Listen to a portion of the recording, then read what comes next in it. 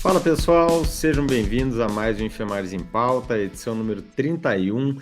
Vou trazer para vocês, pessoal, dois casos bem legais aqui. O primeiro deles envolve a recente Lei 14.132, de 2021, que criou o chamado crime de perseguição ou stalking. Interessante que o STJ já julga uma questão envolvendo uma lei tão recente. Isso tem acontecido bastante na jurisprudência do STJ, ele tem se adiantado e tentado julgar logo temas importantes, como é o caso aqui, envolvendo abolício crimes da contravenção penal de molestamento ou perturbação da tranquilidade, que estava na Lei de Contravenções Penais, no seu artigo 65, que foi revogado. Vamos ver que o STJ analisou essa questão e vamos entender pela comparação da contravenção e do novo crime quando que tem abolício crimes e quando que não tem, porque já adianto que pode ou não ter de acordo com as circunstâncias fáticas. Por outro lado, pessoal, o segundo julgado que eu trago envolve direito administrativo, questão também nova no STJ envolvendo reintegração de servidor público. O servidor reintegrado, por exemplo, consegue anulação de um ato de demissão. Ao ser reintegrado, ele tem direito a receber auxílio transporte adicional de insalubridade? É um precedente bem interessante, porque, na verdade, nós vamos ver que ele tem direito a receber as vantagens, mas não são todas. Algumas sim, outras não. Vamos entender a diferença que fez o STJ nesse precedente. Tudo bem, professor Felipe? Tranquilo? Tudo bom, professor Gabriel, pessoal de casa? Olá a todos. Eu trago dois julgados, professor Gabriel. O primeiro deles é bem interessante, bem importante também, porque é um instituto de assunção de competência da segunda seção do STJ, que trata da amplitude ou do alcance da prescrição ânua nos contratos de seguro, para saber se isso se aplica única e exclusivamente aos pedidos de indenização ou se abarcaria outras pretensões que pudessem derivar do contrato. O STJ finalmente se manifestou sobre isso, a meu ver, uniformizando todas as posições jurisprudenciais do tribunal que não eram tão uniformes. E o segundo ponto é um julgado de turma, mas bem interessante, que ele vai analisar se a regra do Código Civil, que foi estabelecida para o bem de família convencional ou voluntário, se aplicaria também ao bem de família legal da Lei 8.009. É saber, no curso de uma execução, se o devedor ele adquire, né, ele compra um bem de família, né? Esse bem de família, ele pode ser penhorado por uma dívida anterior à sua instituição. O STJ analisou essa questão.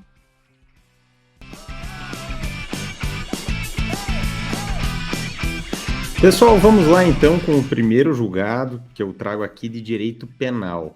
Uma questão bem interessante, logo quando veio a Lei 14.132, criando o novo crime de perseguição ou stalking, lá do artigo 147A, nós inclusive fizemos aqui na nossa semana da atualização jurídica do EMAGES, do primeiro semestre de 2021, e comentávamos sobre essa discussão que agora o STJ, né, a primeira decisão que nós temos nos tribunais superiores, acabou enfrentando. Nas nossas aulas também a gente já adiantava, e acabou, né, o STJ seguindo aqui o que era previsto, era o que antevíamos. O que nós temos que saber sobre esse caso, pessoal? Nós tínhamos uma contravenção penal lá no Decreto-Lei 3.688 de 41, no artigo 65, que era chamada de molestamento ou perturbação da tranquilidade. Era o nome que a doutrina dava para essa contravenção penal. Essa contravenção foi extinta, né? Houve a revogação desse artigo 65 pela Lei 14.132 de 2021. Por que houve essa revogação? Porque, na verdade, o fato foi colocado como crime, agora não mera contravenção penal, mas como crime sujeito a pena de reclusão de 6 meses a 2 anos, né? Antes era uma pena que podia ser só de multa, inclusive, ou de prisão simples até 2 meses, né? Então, bem mais leve. Hoje, nós temos o crime de perseguição, ou também chamado crime de stalking, lá no artigo 147A do Código Penal. Vejam, pessoal, que a história aqui é para aqueles casos de Isso pode acontecer tanto por parte de homem ou de mulher, tá? E não é só caso de crime cometido por homem, embora mais frequentemente cometido por homens, né? Mas a lei não exige essa condição, é diferente do crime de violência psicológica contra a mulher, por exemplo, que vem no 147B, também foi introduzido em 2021, né, por uma lei na sequência, mas que é específico, né, contra a mulher, vítima mulher, que o crime de perseguição não. Então, imagine um homem, né, que tem uma fixação em relação a uma mulher e começa a perturbá-la reiteradamente, indo no seu trabalho, mandando presente, indo na casa dela, acompanhando ela quando ela sai do trabalho, importunando, né, ela de maneira reiterada, de modo, né, claro que isso causa aí um constrangimento evidente à pessoa, e isso configura o crime de perseguição ou de stalking do 147A. Esse crime, pessoal, no entanto, ele é um crime habitual, ele pressupõe a reiteração da conduta. Se não houver reiteração, o fato não é crime. O que nós tínhamos antes, pessoal, do surgimento do crime de perseguição? A contravenção penal, só que com uma pena, né, muito baixa, né, e inclusive alternativa com pena de multa. Então, essa contravenção penal do artigo 65 da Lei de Contravenções Penais, né, assim chamado, mas é um decreto-lei, essa contravenção não exigia habitualidade e era, né, inclusive não trazia todas as exigências que nós temos no 147A. Eu até no material escrito comparo os dois tipos penais para vocês verem ali as diferenças. E aí vejam, pessoal, não há dúvida de que a conduta em si da contravenção penal de molestamento ou perturbação da tranquilidade, lá do artigo 65, que foi revogado, essa conduta ela ainda está no artigo 147A. Mas, e esse é um ponto fundamental, o 147A exige a habitualidade, coisa que o artigo 65 da Lei de Contravenções Penais não exigia. Então, vejam, quando nós temos uma revogação de um tipo penal, seja de um crime, seja de uma contravenção, qual é o instituto penal relacionado, né? Isso envolve uma questão de aplicação da lei penal no tempo. É a abolitio criminis, quando um fato deixa de ser considerado crime por uma alteração legislativa, nós temos uma abolitio criminis, que é uma causa de extinção da punibilidade, lá no artigo 107, inciso 3º do Código Penal, e que ocorre mesmo depois do trânsito em julgado. O cara pode estar respondendo por uma ação penal, já pode ter sido condenado. A abolitio criminis afasta todos os efeitos penais de uma sentença penal condenatória, ainda que já transitada em julgado. Então, aqui, quem está respondendo por essa contravenção penal, ou então quem foi condenado por essa contravenção e está eventualmente ainda cumprindo ali uma prestação de serviço à comunidade, né? Pode ser uma substituição da pena privativa, tem extinção da punibilidade se reconhecer a abolitio criminis. Embora, né, tenha havido a revogação do artigo 65, nós temos que lembrar que nem sempre a revogação de um tipo penal traduz a abolitio criminis. Pode ocorrer a chamada continuidade normativo típica. Houve a revogação de um tipo penal, mas a conduta em si ainda é crime por se enquadrar em outro dispositivo. E a gente tem N situações, né, de continuidade normativo típica. Bom, só para ilustrar um caso, né, dos últimos tempos, que a doutrina sempre lembra de autêntica abolitio criminis. Crime de adultério foi revogado em 2005, não existe mais nenhum tipo penal que criminalize o adultério. Logo, é autêntica abolitio criminis. Agora, muito comum é continuidade normativo típica. Vou exemplificar. O crime de atentado violento ao pudor, ele estava no artigo 214 do Código Penal. Foi revogado lá em 2009, pela Lei 2015. Então, atentado violento ao pudor, houve abolitio criminis. Não houve. Houve continuidade normativo típica, porque o legislador, ao mesmo tempo em que ele revogou o 214, ele incluiu o atentado violento ao pudor junto com o estupro no 213. Então, não houve, apesar da revogação do 214, não houve abolício crimes e sim continuidade do normativo típica.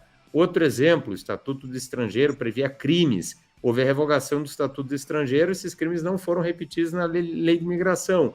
No entanto, várias daquelas condutas podem ser enquadradas no Código Penal. Então, a despeito da revogação do tipo penal, não houve abolício crimes e sim continuidade normativo típica.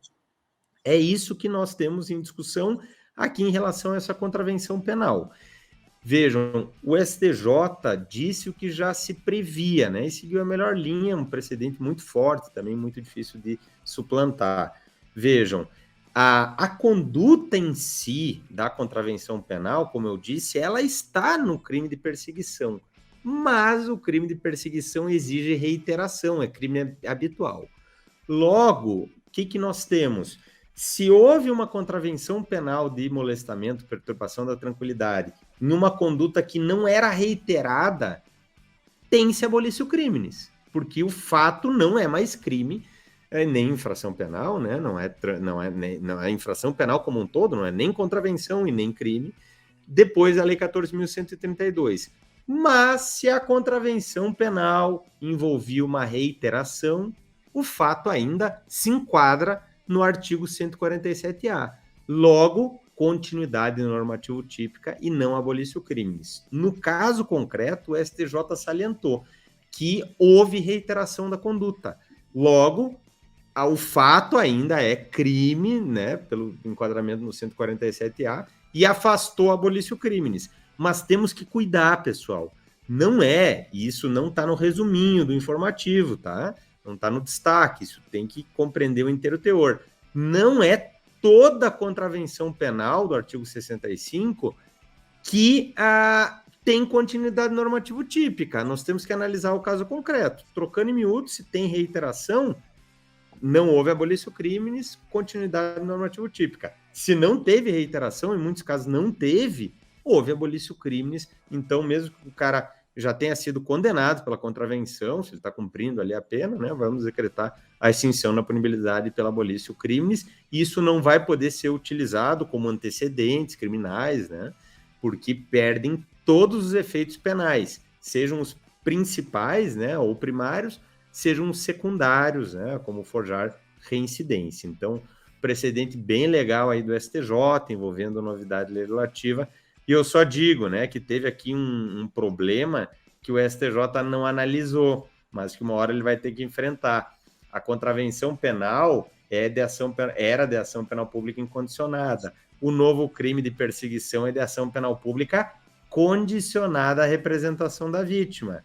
E aí, o STJ vai ter que enfrentar e consequentemente, né, entendo aqui que tem que aplicar retroativamente se a vítima ainda não tinha manifestado o intento de responsabilização criminal, né, de apuração criminal do fato, tem que haver sob pena de ocorrer a decadência, tá? Mas isso é cenas aí para um próximo capítulo, acredito que o STJ também vai enfrentar quando surgir, e aí vamos ver, e acredito, né, que o desfecho também vai ser esse. Em relação a essa questão, quando você muda a titularidade, né, ou a forma de procedimento da ação penal, né, teve aquele caso do dano da lesão corporal leve, né, que foi tá na disputa nos artigos finais da Lei 9.099, né, acho que a lei foi expressa nesse caso, né, para dizer que o titular, né, da ação penal condicionada tinha que realmente o ofendido, né, tinha que representar, né, e salvo engano, professor Gabriel, com a lei anticrime, né, modificou também o estelionato, né, isso aí, embora a lei tenha sido silente, eu acho que já há precedentes do STF mandando aplicar a mesma lógica da lei 9.099, né, você tem que ter realmente a representação do ofendido. Muito bem lembrado. No estelionato, a STJ pacificou, era também de ação penal pública incondicionada, passou a ser como regra da ação penal pública condicionada à representação da vítima, salvo aquelas 4 exceções lá do 171, parágrafo 5º, por exemplo, estelionato contra a administração pública, contra incapaz, contra maior de 70 anos, né? Salvo aquelas hipóteses, em regra, agora o estelionato é de ação penal pública condicionada. e o STJ entendeu que só se aplica para os casos que não tinha denúncia quando veio o pacote anticrime. Essa mesma lógica vai aplicar o STJ para essa situação da contravenção penal, né? E também, como bem colocasse, isso aconteceu com a Lei 9.099 em relação à lesão corporal leve e culposa, artigo 90 passou a prever que antes era de ação penal pública incondicionada e passaram a ser, né, de ação penal pública condicionada à representação da vítima. A diferença é que lá a lei cuidou, ela previa um prazo de 30 dias para essa hipótese. E o pacote anticrime ficou silente e a jurisprudência entendeu isso. E só para finalizar, o STF tem divergência. Primeira e segunda turmas estão entendendo de maneira divergente. O STF entende que se aplica retroativamente antes do trânsito em julgado, enquanto a primeira turma segue o STJ. Ele considera se a denúncia já tinha sido ofertada, é ato jurídico perfeito, então não poderia retroagir a hipótese. Muito bem lembrado, professor Felipe. Perfeitas considerações, professor Gabriel. O meu julgado, ele é bem interessante, pode parecer simples, mas todo o cerne da controvérsia é o seguinte: o Código Civil, quando ele regula a prescrição de pretensões, ele o faz no artigo 205 e no artigo 206. E qual é a lógica que ocorre aqui? Você tem o princípio da especialidade das leis, que está lá no artigo 2º, parágrafo 2º da Lei de Introdução às Normas do Direito Brasileiro, né? Todas as vezes que nós tivermos uma lei específica para aquele caso, a lei específica incide. Quando o caso concreto ele não se subsume, né? Ele não se encaixa na norma específica, vale a norma geral. Por que eu falo isso? Porque o artigo 205 do Código Civil ele tem uma norma geral de prescrição que ela é decenal. Todas as vezes que a lei não fixar um prazo menor, a prescrição ocorre em 10 anos. É o que diz o artigo, de forma bem direta. O artigo 206, ele é um artigo enorme, cheio de parágrafos e cheio de incisos. E ele traz várias hipóteses, né, específicas, onde o prazo de prescrição é menor do que 10 anos. O que nos interessa aqui? O artigo 206, parágrafo 1º, inciso 2º, ele tem lá, colocando literalmente, prescreve em 1 ano a pretensão do segurado contra o segurador ou deste contra aquele, contado o prazo. Aí ele bota lá uns princípios iniciais, né, que segue a lógica da accionata, né, da violação do direito. Mas o que é que ocorre? Né? A jurisprudência do STJ, quando interpretava esse dispositivo, que ele consolidou o que tinha no Código Antigo, que diferenciava para saber se o fato gerador do seguro era em território nacional, se era no exterior, enfim. O novo Código, ele não fez essa diferenciação e colocou tudo, seja dentro do país ou fora do país, sujeito a esse prazo ano. Mas o STJ, quando ele interpretava essa lei, a meu ver, de forma incorreta, ele apenas tinha julgados, né, que apenas considerava que a pretensão de indenização é que se sujeitava a esse prazo ano. Outras pretensões, por exemplo, dano moral pela execução do contrato que não estaria previsto especificamente no contrato de seguro, algumas pretensões de anulação ou restabelecimento de contratos, não se sujeitariam a esse prazo ano.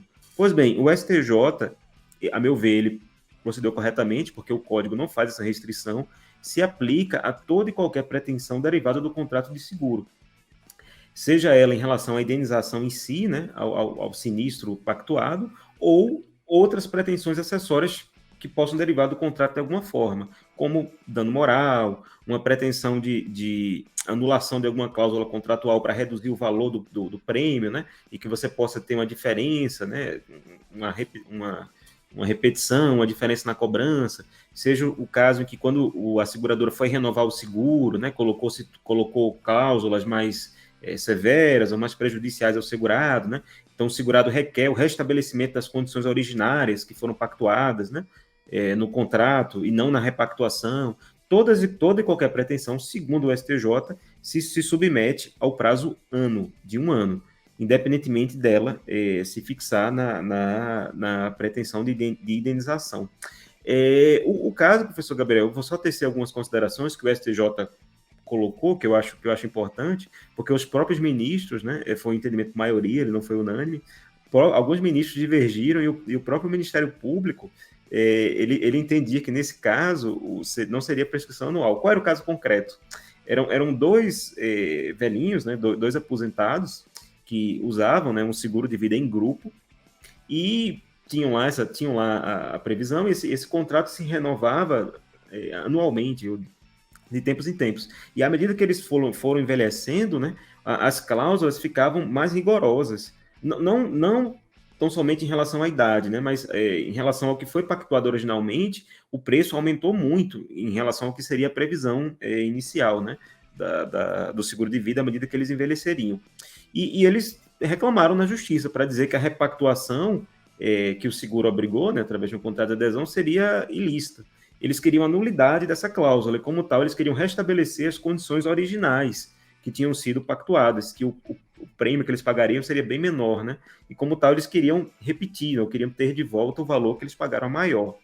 Pois bem, o STJ, né, enquadrou essa pretensão de restabelecimento com anulação de cláusula contratual nessa aí pretensão ânua.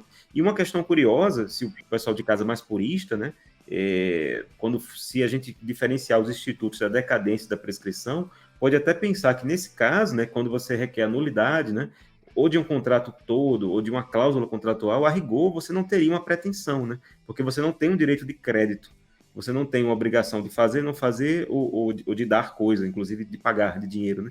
Você tem, no caso, um direito formativo gerador, que se submeteria a um prazo decadencial. E o ministro, a meu ver, de uma forma mais querendo uniformizar ou querendo simplificar, né, a aplicação das normas jurídicas, ele colocou vários precedentes do STJ que interpretam o artigo 182 do Código Civil, para dizer que todas as vezes, né, que a anulação ou a nulidade, né, de um contrato ou de uma cláusula contratual, ela constitui uma espécie de causa de pedir para você ter uma pretensão indenizatória ou ressarcitória, na prática, toda a jurisprudência do STJ enquadra essa hipótese não como anulação, né, ou como desconstituição de um negócio jurídico, que estaria sujeito a um prazo decadencial, mas ele termina enquadrando na pretensão ressarcitória, indenizatória, né, e como tal, se sujeita a essa pretensão, né, se sujeitaria à prescrição. É uma construção bem interessante, que já vem aparecendo há alguns anos na jurisprudência do STJ, e o fundamento dela é exatamente o artigo 182 do Código Civil, a parte final, onde ele coloca o seguinte, vou tomar a liberdade de ler: anulado o negócio jurídico, restituir-se-ão as partes ao estado em que antes dele se achavam. E, agora vem a questão do pulo do gato, né, onde o STJ se baseia, não sendo possível restituí-las, né, a situação anterior, serão indenizadas com equivalente. Então, na prática, o STJ sempre enquadra todas essas hipóteses de nulidade, de cláusulas contratuais na parte final desse dispositivo. E, na prática, ele termina colocando uma indenização, porque para o STJ nunca é possível restituir as partes ao estado anterior que se encontravam. Então, ele termina colocando nessa pretensão de anulação como sendo uma indenização e, portanto, uma relação de crédito. Então, ele joga essa pretensão, ela fica sujeita a um prazo extintivo prescricional. Pois bem, feita essa construção, né, o ministro, o relator, né, que teve o voto vencedor, ele passa a colocar que realmente tudo no contrato de seguro estaria sujeito à prescrição ânua. Seja essa pretensão que eu narrei, que era o caso concreto, né, de você declarar a nulidade de uma cláusula e restabelecer um contrato, né, ou uma cláusula que vigorava anteriormente, seja aquelas normas que vêm da violação positiva do contrato, né, pela violação daqueles deveres anexos, que seria a base de uma pretensão de indenização de dano moral, né, por má execução do contrato. O contrato foi adimplido, o contrato foi executado, mas ele foi mal feito, né, com violação a princípios da boa-fé objetiva, e nós temos aquela violação positiva do contrato que enseja dano moral. O ministro colocou que esses casos também temos a prescrição ânua. E ele rememorou, né, julgados históricos do STJ para dizer que, nesse caso, independentemente de ser um seguro individual ou independentemente de ser um seguro em grupo, você tem a incidência das normas de seguro. E o STJ, desde muito tempo, ele coloca que isso não é um acidente de consumo, mas sim a execução de um contrato de seguro. E, como tal, o STJ nunca aplicou a prescrição quinquenal do artigo 27 do CDC. O ministro realmente coloca isso, ele até cita a súmula 101 do STJ, que a despeito de se tratar de seguro coletivo ou em grupo, né, a lógica é a mesma. Você aplicaria a prescrição ânua. O que o ministro ressalva no voto são aqueles casos de seguro legais, né, cuja prescrição ela é trienal por disposição expressa do Código. O caso mais comum que nós vemos na prática é o DPVAT. em que nesse caso a prescrição ela não é ânua. E um outro caso também que o ministro coloca, embora sem fundamentar muito, são aqueles casos de seguro ou de planos de saúde, né? E aqui eu chamo a atenção, embora não esteja na notícia do informativo, eu coloco que o seguro de saúde ele é seguro só no nome, mas toda a natureza jurídica dele não é de um contrato de seguro, é de um contrato de prestação de serviços de saúde. Se o pessoal de casa for olhar a lei 10.185 de 2001, vai ver no artigo 2º que ele equiparou o seguro-saúde como sendo um plano privado de assistência à saúde. Então, na prática, né, a despeito de se chamar seguro-saúde, incidem as disposições da Lei 9656, de 98, que regula os planos de saúde.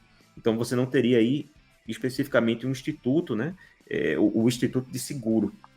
Não se confunde. E nesse caso, o STJ coloca, né, que o prazo para você pedir, né, quaisquer alterações, anulações de cláusula contratual, etc., repetição de valores pagos a maior, enfim, o prazo seria trienal. E o STJ também ressalva que nos casos normais, em que o próprio segurado, usuário do plano de saúde, né, quando ele não contesta, né, o contrato, mas ele quer um ressarcimento de uma despesa que estava prevista em contrato, esse prazo é decenal, porque incidiria, no caso, o artigo 205, que o STJ entende que não é regulado. Mas, em resumo, professor Gabriel, para sintetizar, né, estamos diante de um contrato de seguro, toda e qualquer pretensão do segurado contra o segurador ou do segurador contra o segurado, ela é anual. Seja essa pretensão relacionada à indenização material em si, que foi segurado, como toda e qualquer outra pretensão de anulação, né, de cláusulas contratuais, sempre que cumuladas com pedidos de ressarcimento, danos morais, etc.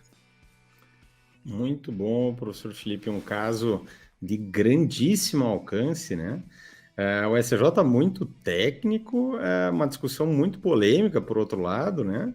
E que acabou beneficiando demais as seguradoras, né? Para as seguradoras foi excelente, né? O precedente, mas o STJ seguindo ali bem uma linha técnica, né? E muito bem explicado. Eu destaco que é um precedente em IAC, né? O terceiro IAC que o STJ julga, instituto que foi trazido, como nós sabemos, pelo novo Código de Processo Civil e que o STJ ainda julgou pouco, mas né, precedentes de grande envergadura, como é o caso aqui, que com certeza a gente vai ver aí nas provas, né, de concurso, além daqueles que militam na área, um alcance gigantesco, né? Seguro de vida, seguro contra invalidez, seguro residencial, seguro de carro, enfim, né? Um alcance social muito grande aí do julgado. E tem caráter vinculante, né? Só para lembrar, não foi um RESP repetitivo, né? Mas pelo artigo 927 do CPC, os incisos, né? Ele coloca lá, o incidente de assunção de competência tem esse caráter vinculante, né? É precedente, né? Perfeito, e cabe a reclamação, né? Cabe a reclamação contra a decisão que descumpre. Bem interessante. Pessoal, eu trago como segundo julgado um precedente envolvendo direito administrativo, também um julgado novo aqui do STJ, de uma questão que ele não tinha descido a esse tipo de detalhamento, de minúcia, e traz aqui boas pegadinhas para cobrança em provas.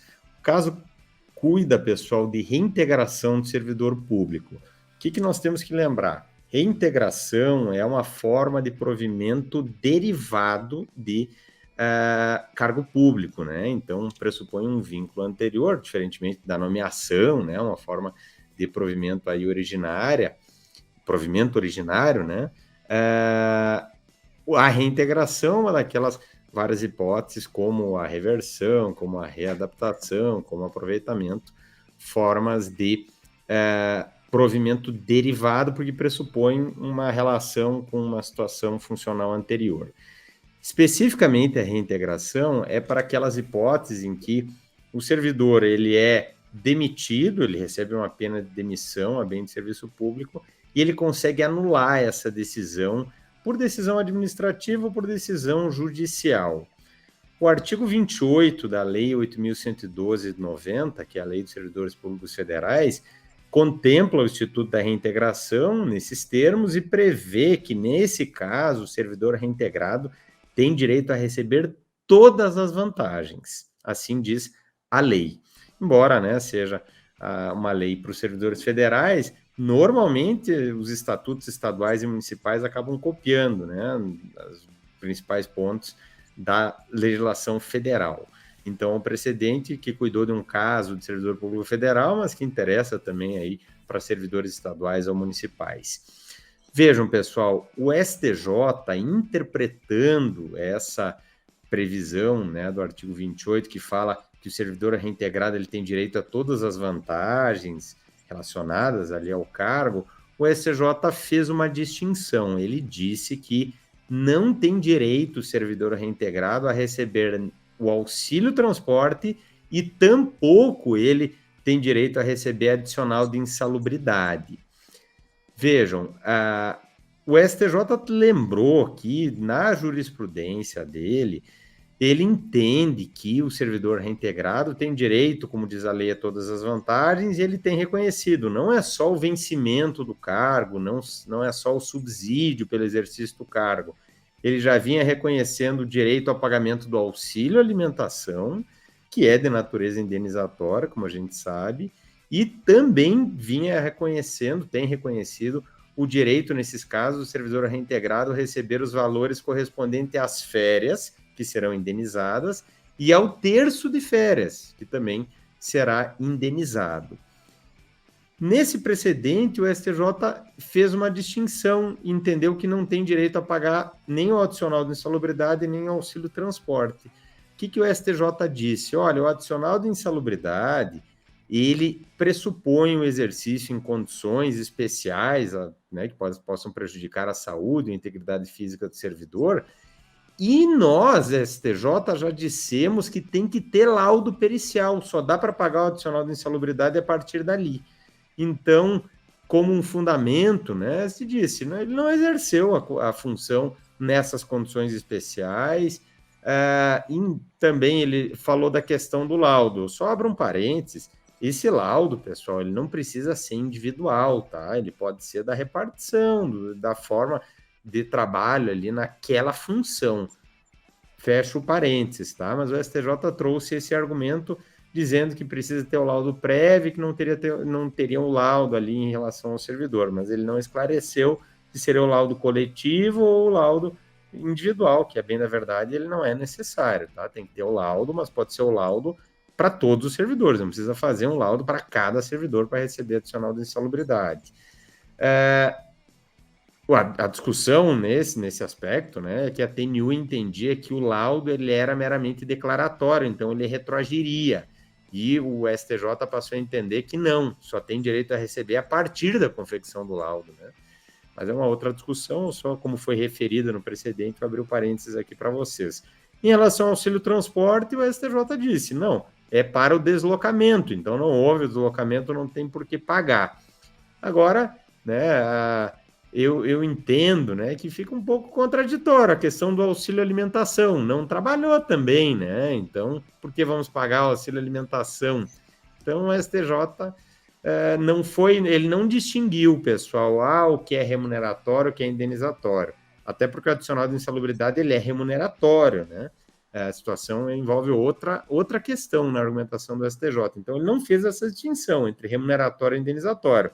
Até porque tem verba remuneratória, como é o caso do adicional de insalubridade, em que o STJ entendeu que não é devido ao servidor reintegrado, e tem verba indenizatória, como é o caso do auxílio alimentação, ou mesmo das férias indenizadas, em que o STJ entende que é devido o pagamento. Então, eu diria que é um precedente bom para cobrar, sobretudo em provas, né? Porque tem várias situações, e a gente vai descendo nesses detalhamentos, mas eu particularmente entendo que não tem muita lógica nessa construção do STJ. Para mim, o mais lógico, né, seria adotar algum critério mais objetivo, né? Eles estão analisando casuisticamente, a verdade é essa, né? Em relação a cada verba. E eu só lembro, pessoal, para a gente não confundir com a situação do candidato, que ele é excluído num concurso público e entra com uma ação judicial contra essa exclusão e 5 anos depois é que ele consegue o reconhecimento judicial e consegue, com isso, tomar posse tardiamente.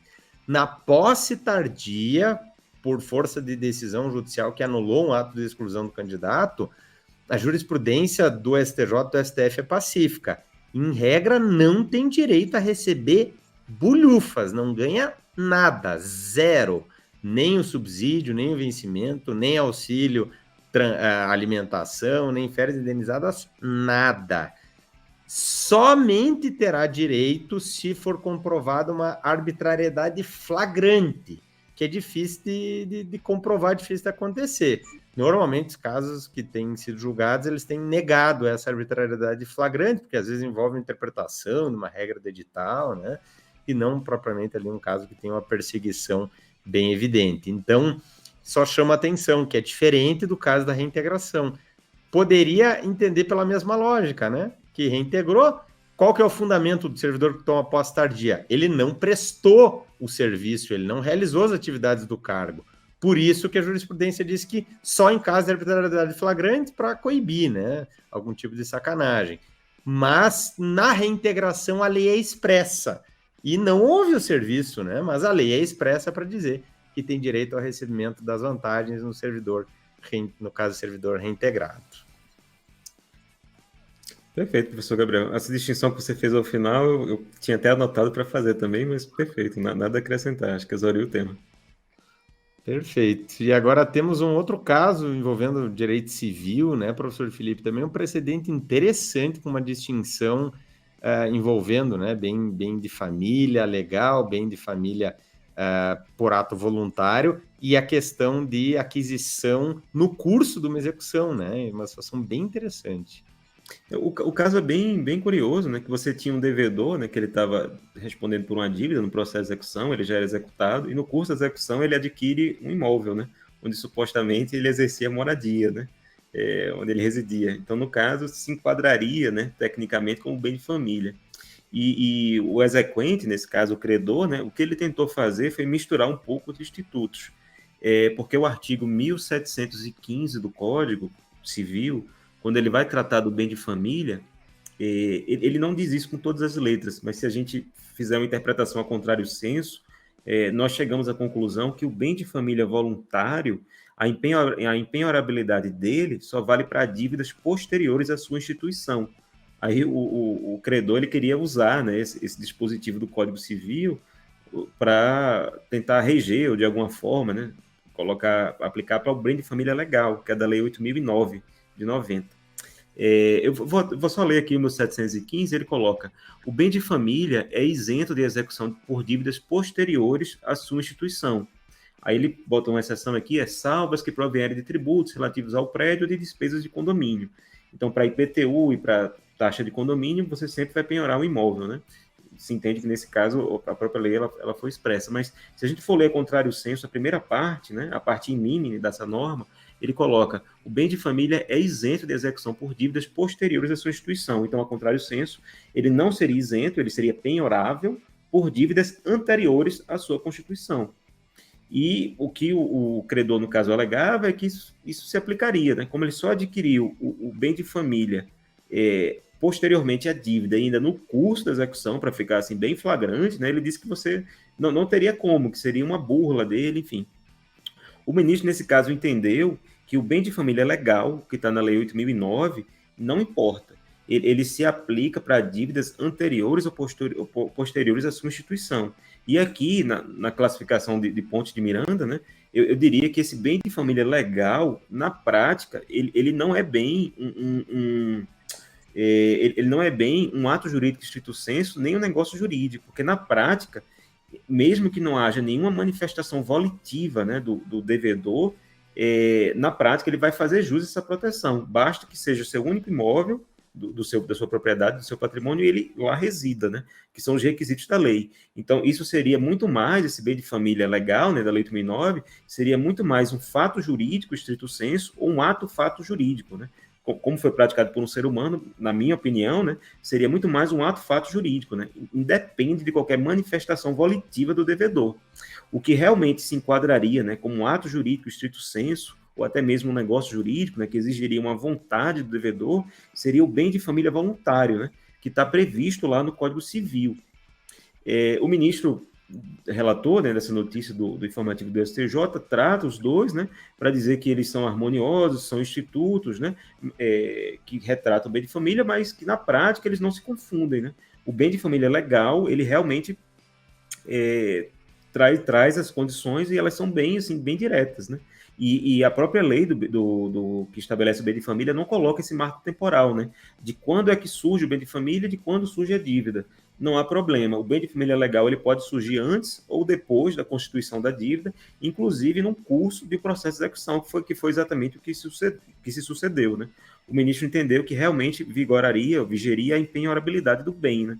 É um pouco frustrante para o credor, né, mas, a meu ver, o ministro entendeu corretamente, né. Por mais que eu tenha reservas, né, com relação a esse instituto, eu acho que ele termina fazendo mais mal, né, para a sociedade do que bem, salvo raras exceções, mas realmente isso compete ao legislador e não ao juiz na hora de aplicar a lei, né. A meu ver, a posição do STJ está corretíssima. Bem legal essa distinção, né, Felipe, que o pessoal escuta bem de família, estuda lá no Código Civil, no Direito Civil e vê no Código Civil, mas que é bem diferente, tem uma disciplina bem diferente em relação ao bem de família lá da Lei 8.009, né, o bem de família legal. E interessante, eu só lembrei do 184 do CTN, que prevê que a empenhorabilidade por ato voluntário, por cláusula de empenhorabilidade, é essa do Código Civil, não predomina frente ao crédito tributário, ou seja, o crédito tributário atropela isso. O Código Civil ressalva, quando bem colocaste, IPTU, que é tributo, né, e taxa condominial, que não é, mas falou do IPTU. Mas o 184 CTN até ele é mais amplo, porque ele só ressalva quando a lei declara absolutamente impenhorável, né? Então, o contribuinte não consegue usar de cláusula de empenhorabilidade em determinado bem para afastar, né, o seu patrimônio quanto às dívidas tributárias. Precedente bem legal e bem didático, né? Muito didática a tua exposição, Felipe. Eu só coloco, professor Gabriel, que em relação aos tributos, assim, em relação a tributos em geral, perfeito, né? Mas em relação aos tributos que incidem sobre o imóvel, o exemplo mais comum é realmente IPTU, né? Taxa de limpeza pública, taxa de coleta de lixo, né? Taxa de limpeza pública quando incide sobre imóvel e contribuições de melhoria, né? A própria lei ela é expressa para dizer que nesse caso, né? Em regra são municípios, né? Mas em tese a contribuição de melhoria poderia até ter outras pessoas, outros entes políticos. Mas se você estiver executando, né, um tributo cujo fato gerador se relacione com o próprio bem, né? O bem de família, mesmo legal nesse caso, ele não prepondera. Você teria a penhorabilidade do bem. É o que está no artigo 3º, inciso 4º da Lei 8.009. Mas isso vale, como você muito bem colocou, o tributo tem que se relacionar com o bem. Se for tipo ICMS, alguma coisa assim. Perfeito, muito bem lembrado também. É a exceção do CTN, né? Na verdade, é aí que a gente tem. Pessoal, então com isso concluímos o nosso Enfermagens em Pauta número 31. Espero que tenham gostado, que tenha sido útil aí para vocês. Não deixem de dar uma olhada no nosso material escrito e esperamos vocês na próxima edição. Fiquem com Deus, pessoal. Um grande abraço e até lá. Grande abraço e força nos estudos.